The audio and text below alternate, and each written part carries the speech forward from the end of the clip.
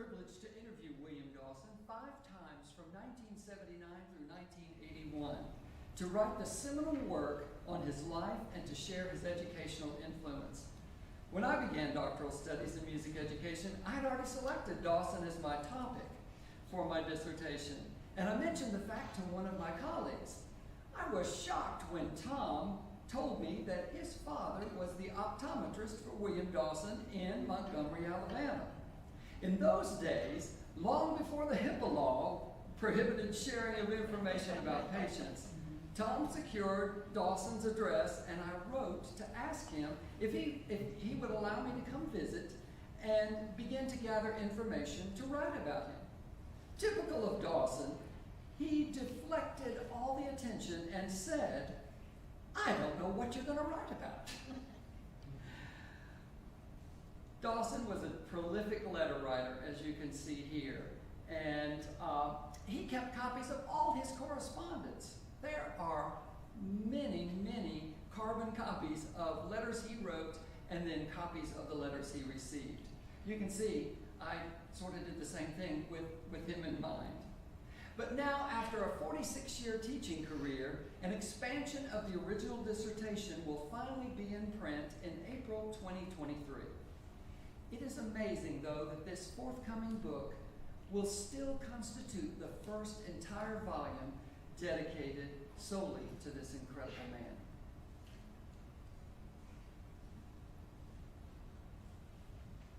Oops. Technical difficulties? Help. It went all the way to the end. So I guess there it is. There it is. In the presentation that is to follow, I will share about Dawson's early life, his time as a student at Tuskegee Institute, first jobs he held while attending college and graduate school, his return to Tuskegee as a faculty member, the nationwide fame earned by the Tuskegee Choir under his direction, his many compositions, and finally, Dawson's professional life in retirement. All that, as well as 6 little-known vocal solos by Dawson, will be sung today by soprano Kimberley Davis, head of vocal studies in the School of Music here at the University of Southern Mississippi. Born just 3 months prior to the start of the 20th century, William Dawson entered a world that immediately captured his attention, his ears, and his ambition. Dawson emulated the people in his world, desiring to build skills to be a brakeman on a train, a carpenter, a brick mason. Nothing escaped his vision. In my interviews, he spoke often about his desire to be something. Mostly, he was enthralled with music and musicians, especially impressed with S.W. Gresham, leader of a 15-piece band in Dawson's hometown of Anniston, Alabama. Dawson was infatuated with the sounds of the trombone and persuaded Gresham to teach it. The singing of Dawson's mother, the choirs at church, and workers in his community intrigued Dawson, who then repeated, improvised, and manipulated the pitches he heard to his liking. Upon hearing the Fisk University Jubilee Singers at a young age, he remarked to his mother, "Oh, Mama, I know those songs." Dawson knew he wanted to become a musician and sought a music education. Yet, his father believed that hard work, not education, would enable his son to be successful in a world that segregated African Americans from white folks, did not offer equal opportunities for those of his race, and subjected black men and women to Jim Crow laws. When Dawson heard of the work of Booker T. Washington, who built a school in Tuskegee, Alabama, just a few hours south of Anniston, Dawson vowed to go there. Indeed, at age 13, he boarded a train for Birmingham, locked himself in the bathroom, not because he didn't have a ticket, but because he didn't want his father to find him and drag him off the train. He later changed to a southbound train and disembarked onto the Tuskegee campus. Tuskegee at that time was an elementary and secondary school. Washington immediately took Dawson under his wing and mentored the young man. Dawson thrived in the incredible atmosphere at Tuskegee, thrilled at myriad music opportunities, and began to sharpen his musical skills. Yet he was saddened 2 years later when Booker T. Washington died, November 14, 1915.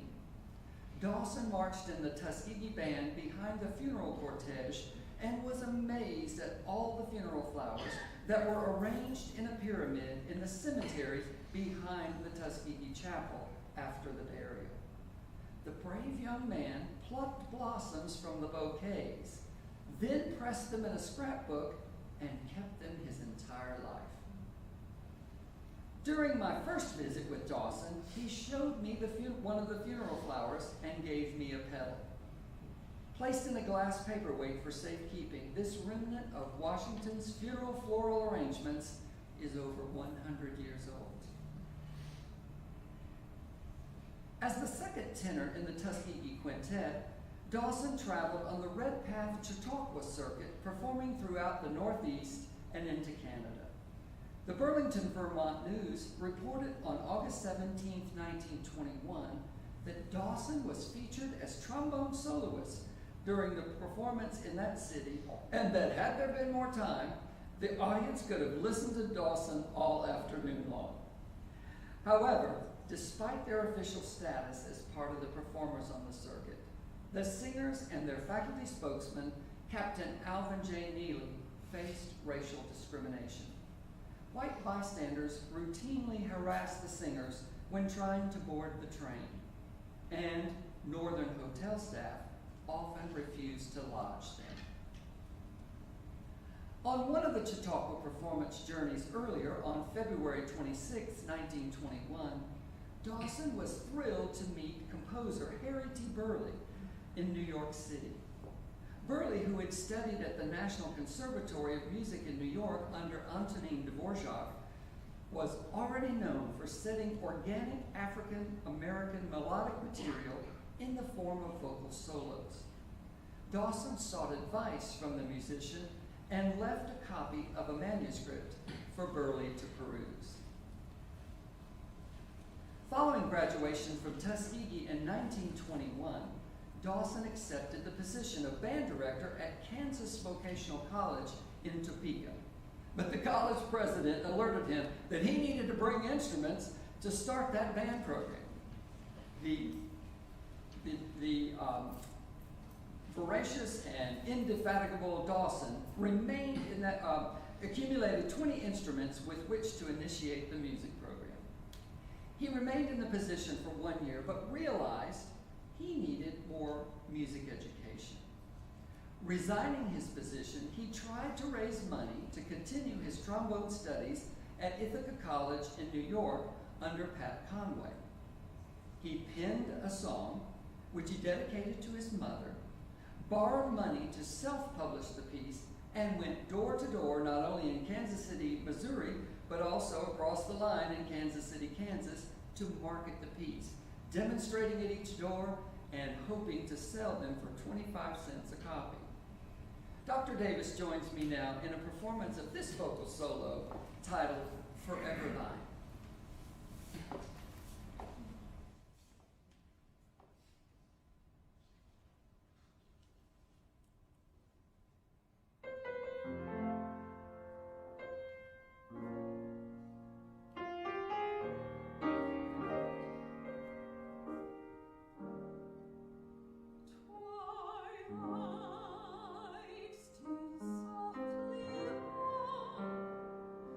Shadows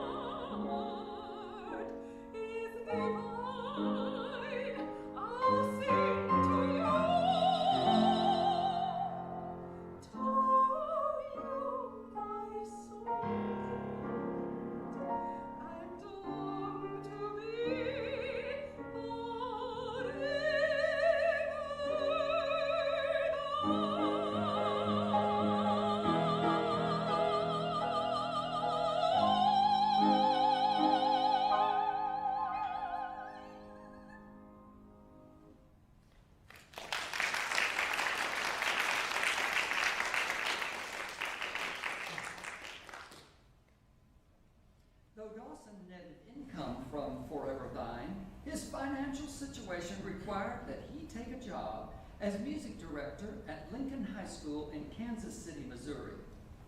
Also on the faculty as art instructor was artist Aaron Douglas, who would later move to New York City and as a part of the Harlem Renaissance would become known as the father of African American art. Dawson is pictured in the upper left corner. Douglas can be seen in the lower center. The two would remain fast friends throughout their lifetime and would later teach together on the Fisk University faculty. Taking suggestions from Harry T. Burley, Dawson completed composing a vocal solo entitled Jump Back Honey, Jump Back, which was published by the Wunderlich Piano Company in Kansas City in 1923, marking Dawson's first significant publication. Musicologist Marva Carter related that composer Will Marion Cook helped to pave the path for Dawson by developing the transition from the minstrel show to the black musical, which in the late 1890s was a means of advocacy for racial uplift.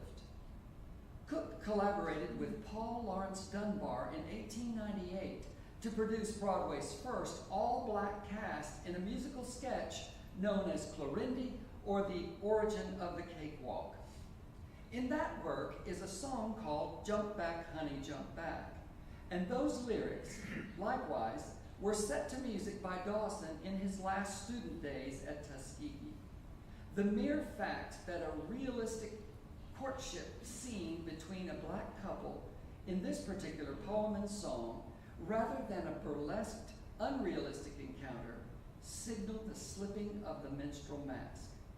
Ms. Davis now sings Dawson's setting of Dunbar's poetry.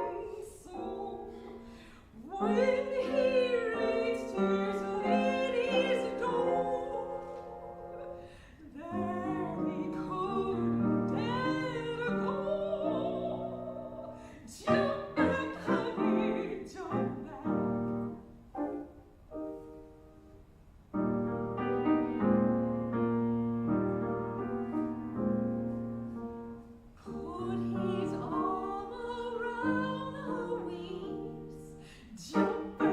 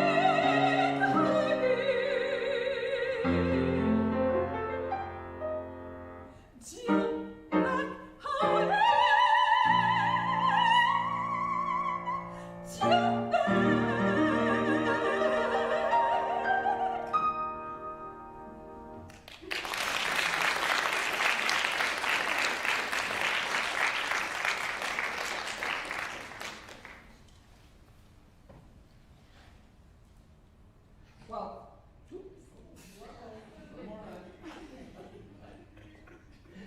while continuing to teach at Lincoln High School, Dawson did not forsake his quest to complete a bachelor's degree in music. Seeking to enroll at the Horner Institute of Fine Arts in Kansas City, the registrar informed him that the school's policy did not allow African Americans to attend classes. Dawson responded, he wished to study. He didn't wish to attend classes. Stunned, the official contacted Regina Hall and asked if she would teach a young black man privately. As such, Dawson was allowed to study alone with many faculty members, only after the school had closed for the day. So he got one-on-one instruction with the professor. At commencement in 1925, William Dawson was not allowed to sit with the graduating class, but was remanded to the balcony. Even when attendees erupted in tumultuous applause following the performance of his composition, Trio in A for violin, cello, and piano, Dawson was not allowed to stand and acknowledge the acclaim. A year after Dawson's graduation, the Horner Institute of Fine Arts merged with the Conservatory in Kansas City, which is now a part of the University of Missouri, Kansas City. That by 1929 boasted an enrollment of 4,000 students, making it the third largest music institution in the nation at that time. Years later, William Dawson was invited back to UMKC in 1975 to conduct a week-long choral workshop as a homecoming for the composer.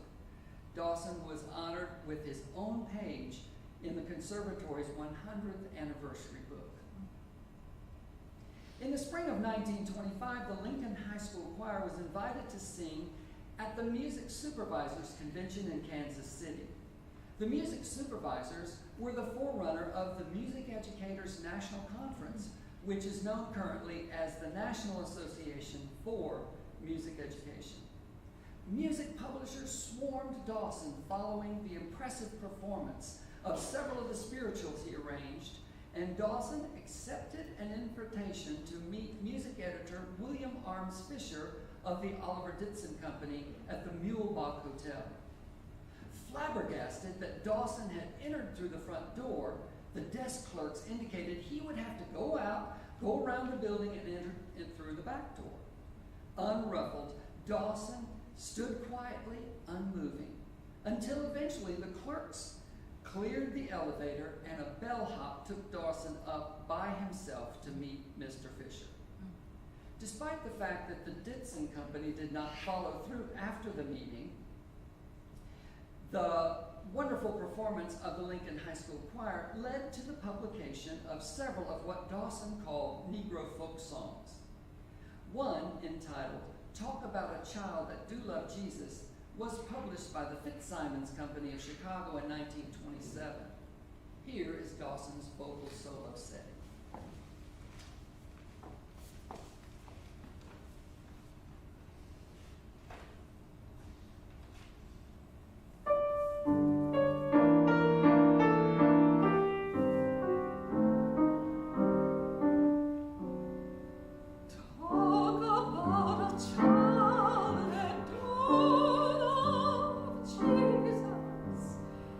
He is one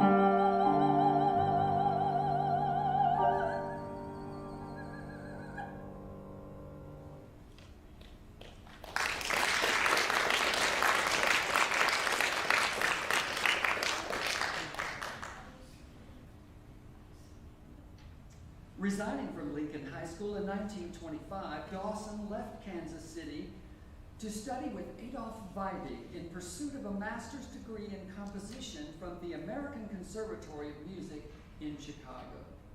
Prior to the completion of his degree, Dawson met pianist Cornella Lampton. They fell in love and married. Cornella, who was the first woman to earn a music degree at Howard University, was in Chicago, continuing her piano study with Percy Granger. Tragically, after a year of marriage, Cornella died from complications following an appendectomy. Dawson set the lyrics of Louise Imogen Winnie to music in memory of Cornella. Subsequently, however, Dawson learned that the poem should be attributed to Elizabeth Barrett Browning. Here is Out in the Fields.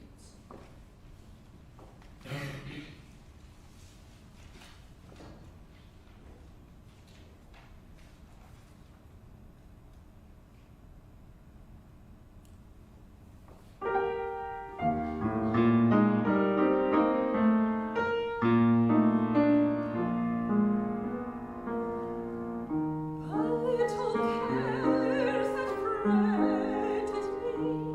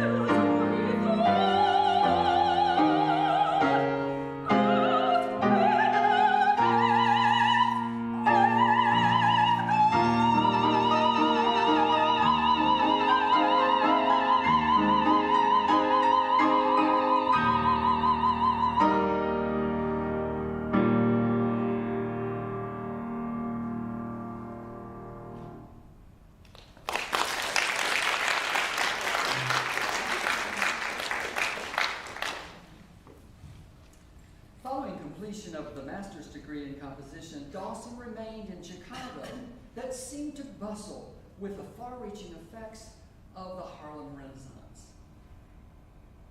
Immersed in musical pursuits, he worked for 2 music publishers, conducted a church choir, played first trombone in the Chicago Civic Orchestra, played trombone with Charlie Doc Cook's Doctors of Syncopation Jazz Ensemble, and amassed a choir and band to perform to win a spot as the Black Performance Group for the 1933 Chicago World's Fair. His group was chosen to perform. But before the 2 ensembles could make their important World's Fair appearance, the president of Tuskegee Institute, Dr. Robert Moten, summoned Dawson back to his alma mater to become the director of the School of Music as part of Tuskegee's expansion into a 4-year college. Much revered and highly sought after by the college, Dawson's salary at Tuskegee was second only to the president. Dawson later returned to Chicago for his conducting appearance at the fair. Much like the Jubilee Singers at Fisk University, he wasted no time in putting Tuskegee on the map with his incredible Tuskegee Choir, who sang Dawson's own arrangements. By using music created by the enslaved African Americans as the basis for his inspiration, Dawson harmonized and utilized compositional techniques in crafting exciting choral arrangements that thrilled and wowed audiences and music critics alike. Within 2 years, Dawson succeeded in securing a spot on the program of the grand opening of Radio City Music Hall in New York City in 1932. Imagine taking 110 singers by train to New York to spend a month in the midst of the Great Depression that overtook the nation. While there, the Tuskegee Choir sang a birthday concert for incoming President Franklin Delano Roosevelt at his New York residence, and secured a date to perform in Carnegie Hall, which you see there. If you can see, take a look at the skirt lengths on the front row. Aren't they incredible? They worked overtime for an incredible performance and appearance as well. On the way back to Alabama, the choir sang for outgoing President Hoover. After the concert in the White House, a member of the Associated Press who attended the performance approached Dawson and said, "Well, you just sang Hoover out of the White House." Shocked, Dawson stopped in his tracks and he said, "What do you mean?" So the AP man said, "You started out with, 'Steal away, I ain't got long to stay here.' And next your choir sang, 'Soon we'll be done with the troubles of the world.' You followed that with a song in a foreign language that translated meant, 'Lord, have mercy.'" Dawson, shocked, said, "Oh God, don't say it anymore." Ain't It That Good News was one of the arrangements that the choir sang on this first momentous tour. The following is a recording of the Tuskegee Choir under Dawson's direction. This particular arrangement is the original by Dawson. He was constantly adjusting and rewriting choral and instrumental pieces throughout his entire life. Thus, conductors today have a choice in selecting which version they would like their performing ensemble to present.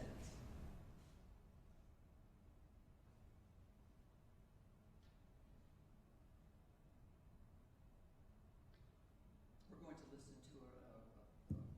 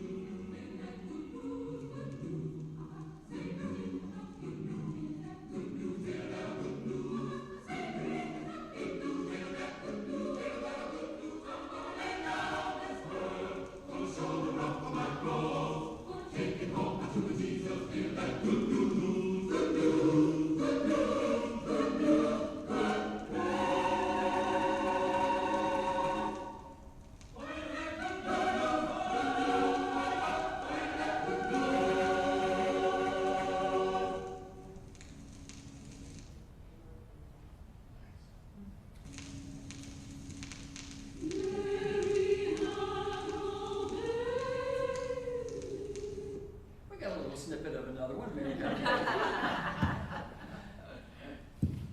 see if we can get back to the PowerPoint. Okay. Wrong way.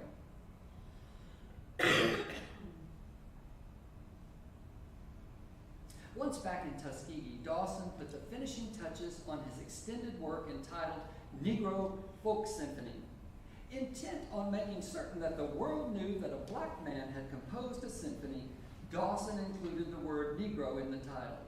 As long as I knew him, he used and defended Negro as the appropriate word to refer to members of his race. He noted that this was a common word across all the Romance languages used to name African Americans, and as such, he would not use black, Afro-American, or African American. World-renowned conductor Leopold Stokowski of the internationally famous Philadelphia Orchestra chose Dawson's symphony for premiere in November 1934 in both Philadelphia and at Carnegie Hall in New York City. Contrary to custom at the time, Stokowski invited Dawson to conduct the very first rehearsal of this new work. The extension of the baton to the young composer may have been because Dawson probably brought the handwritten scores with him to this first rehearsal of the orchestra. During the first read-through, Dawson was appalled at what he was hearing. And after the rehearsal of the other pieces programmed on the concert, he was distraught by comparison.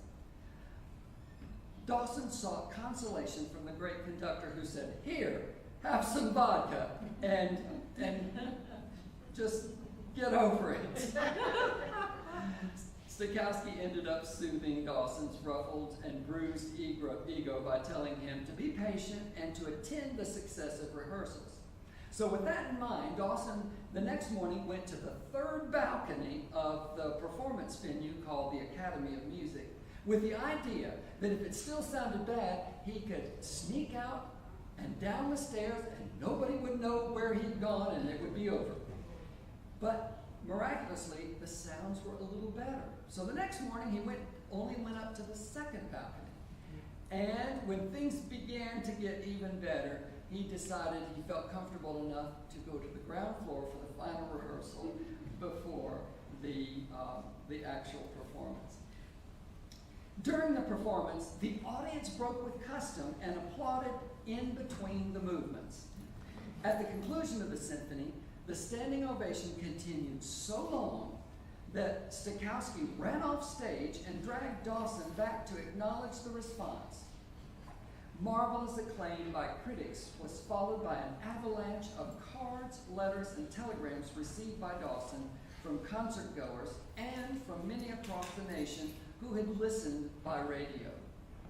You will hear just a snippet of Movement 1 called The Bond of Africa.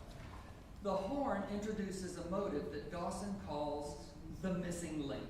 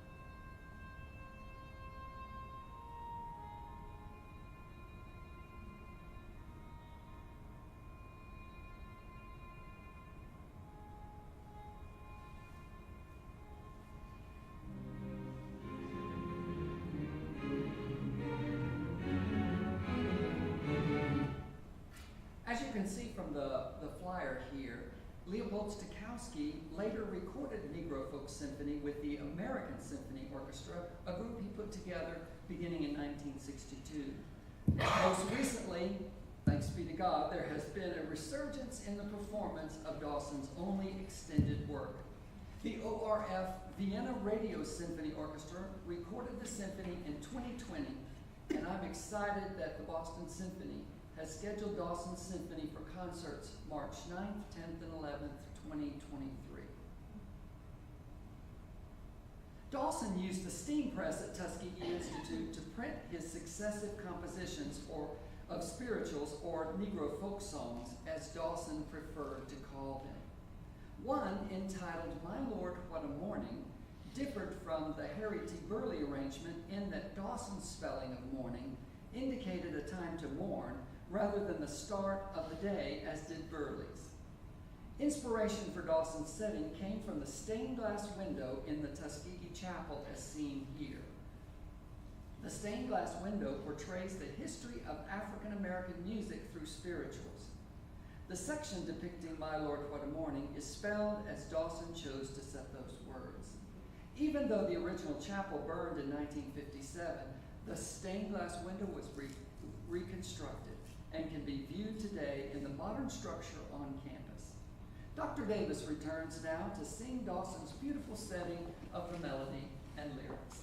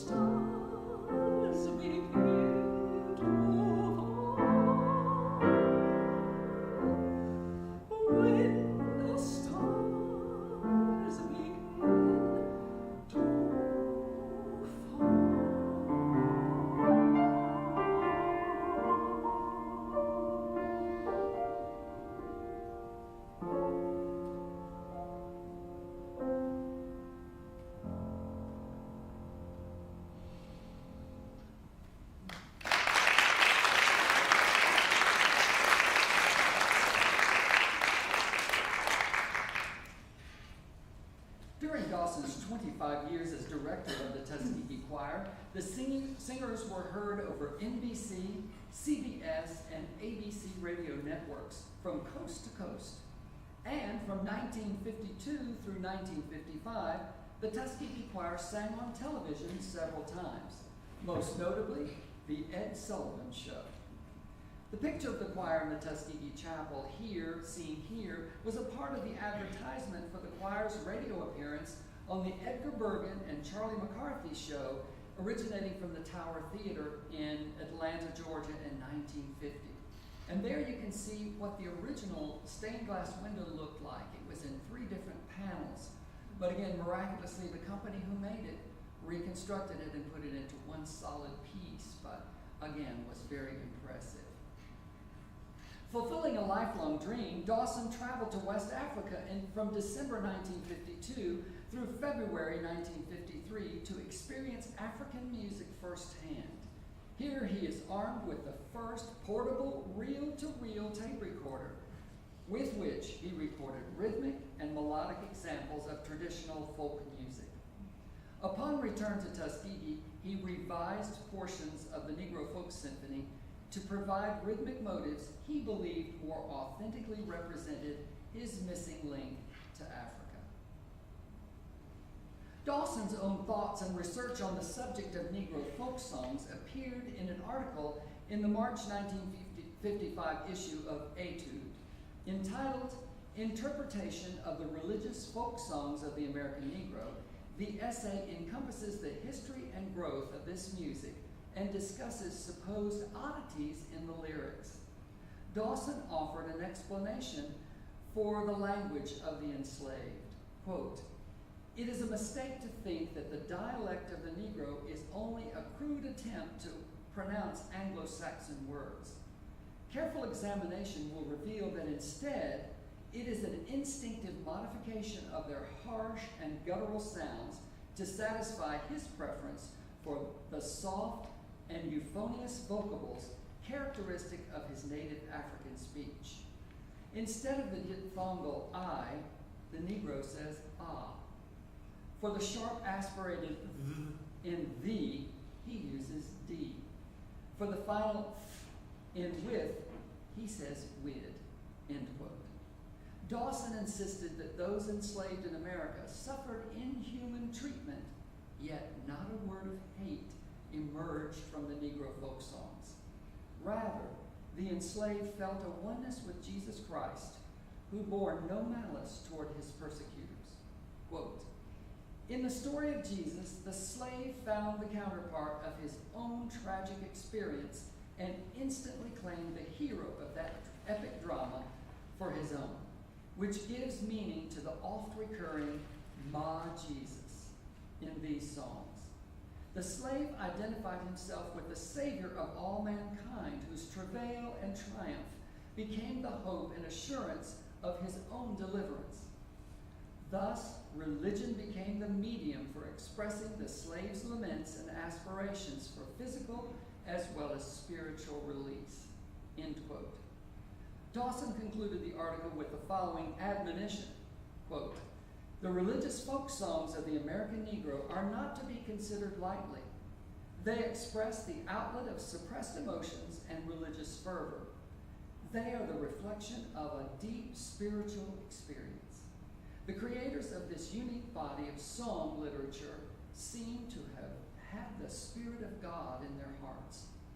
If the interpreter gives these songs the consideration and study they require, both he and the hearer are certain to have a rich spiritual reward." End quote.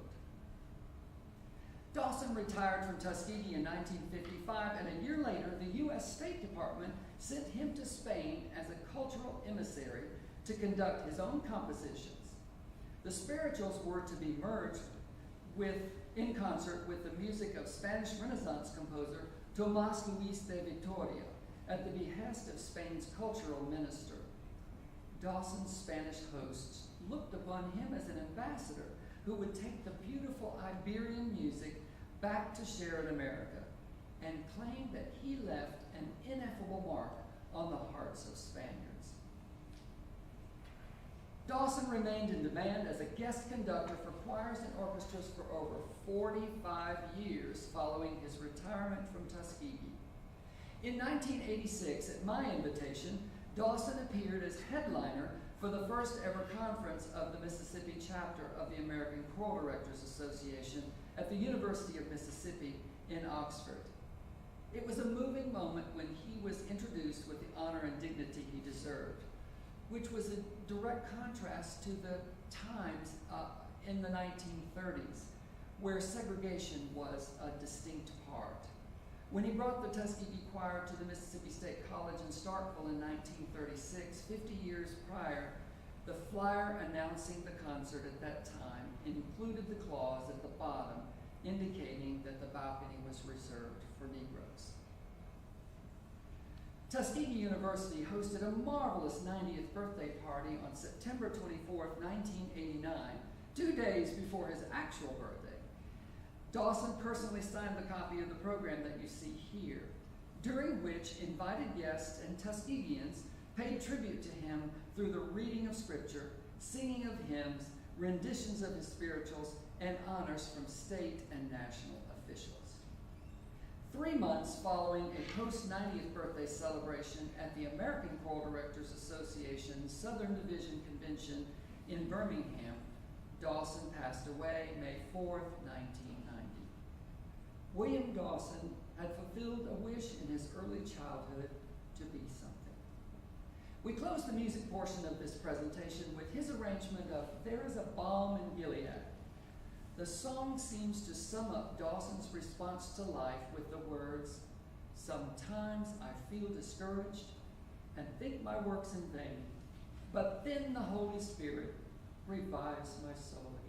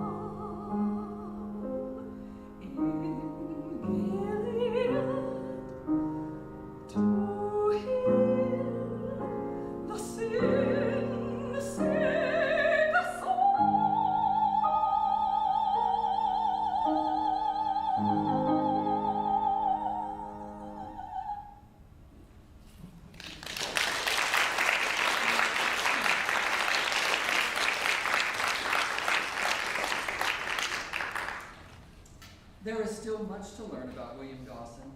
His incredible collection of papers and ephemera can be found in the Rose Archives at Emory University in Atlanta, Georgia.